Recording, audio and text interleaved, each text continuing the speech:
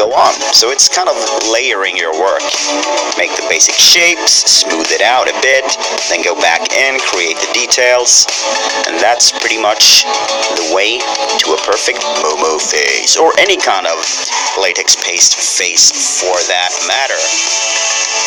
And speaking of faces, if you live in France, and more specifically Paris, you might have a chance to meet us and see our faces live, as we are planning to attend Comic-Con Paris at the end of October. The plans aren't set 100% yet, but from what it looks like, we are heading over there to meet you guys. So what do you think about that? Will you come join us at Comic-Con, or what are your plans at the end of October? Let us know in the comments. And by the way, meet us in Paris in Swedish is Träff oss i Paris. And we are starting to reach the end of this construction phase. A little adjustment of the lips, and then we should leave this to dry overnight. You can also dry this in your microwave oven. Be sure to run it in 10-second intervals, a few times until it's dry. A much quicker process. And when it's dry, we start the paint up with a base of foundation, and then we find a reference. Oh, nasty. Look. Como é o rosto dela? É assim. A gente está pausando. So nasty. Reference image, and start painting. We need some darkness around the eyes there. One tired individual, or whatever it is. It kind of looks like it's come out of the movie The Ring or something similar. Has this eerie look to it. Little red there as well on the edges. After all, look at your eyes when you're really tired, and you will see that.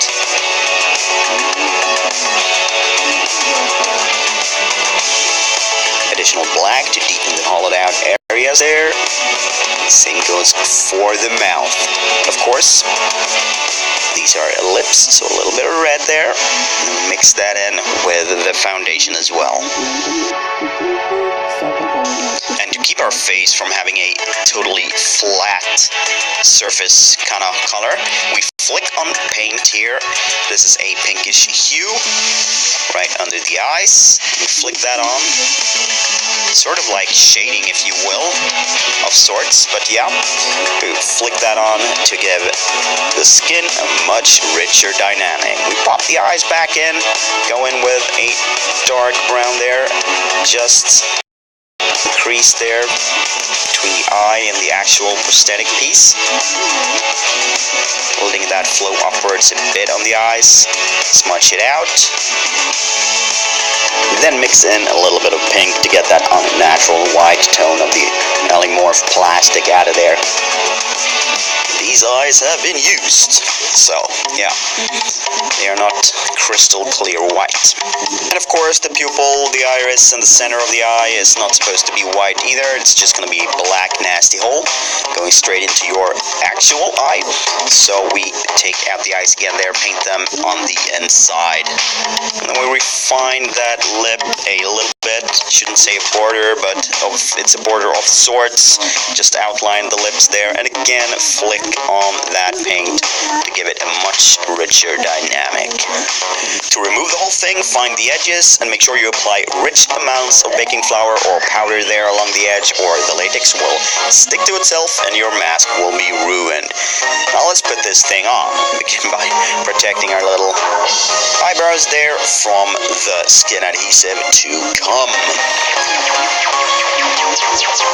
Let that hair out of the way as well, and then start painting in those big black raccoony eyes, because we don't want any of our natural skin tone to show through those eyes.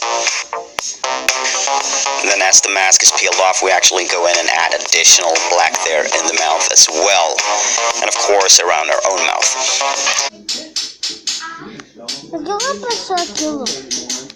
Ela passou aquilo que é pra... Same shape as the smile, because we want it black inside. Okay, have a sip Coke, and continue on with your favorite skin adhesive.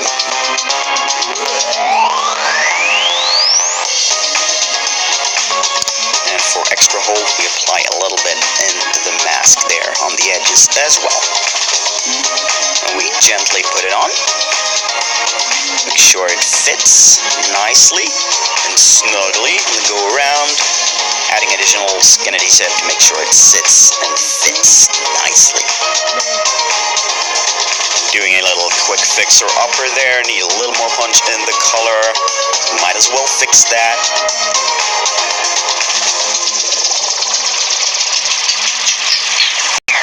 Emphasizing those bags there.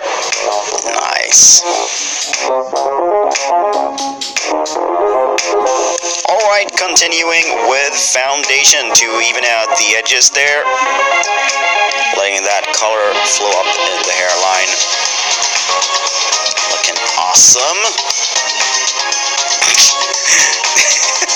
The pelican chin there.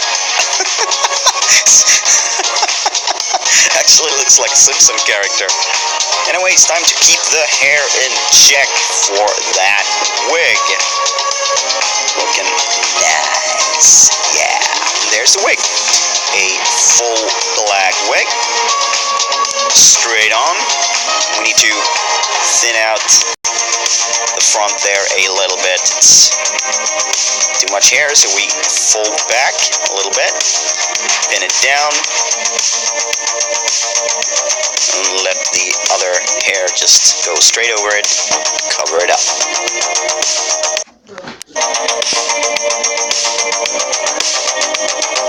To give it that nasty, greasy, unwashed look, we could use oil, but in this case we are using a hair gel, giving it that nasty, kind of wet look actually.